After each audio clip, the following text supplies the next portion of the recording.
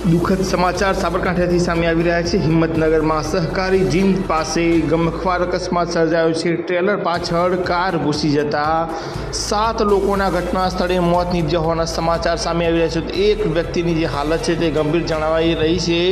તમામ લોકો શામળાજીથી અમદાવાદ તરફ જઈ રહ્યા હતા ત્યારે આ ઘટના બની હોવાની માહિતી સામે આવી રહી છે।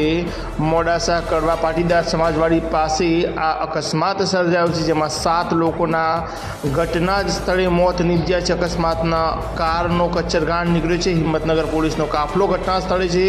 તમામ મૃતકો અમદાવાદના હોવાની જે પ્રાથમિક વિગત સામે આવી રહી છે, તો ફાયર વિભાગ દ્વારા કારનું પતરું કાપીને જે મૃતદેહો છે તે બહાર કાઢવાની કામગીરી હાલ કરવામાં આવી રહી છે। પોલીસ દ્વારા વધુ કાર્યવાહી હાથ ધરવામાં આવી છે। તો દુઃખદ સમાચાર હિંમતનગરથી સામે આવી રહ્યા છે। હિંમતનગરમાં સહકારી જીમ પાસે ગમખ્વાર અકસ્માત સર્જાયો છે। 7 લોકોના ઘટના સ્થળે મોત, તો એક વ્યક્તિની હાલત ગંભીર જણાવાઈ રહી છે। તમામ લોકો શામળાજીથી અમદાવાદ તરફ જઈ રહ્યા હતા ત્યારે આ દર્દનાક ઘટના બની છે, તેમાં 7 લોકોના મોત નીપજ્યા છે।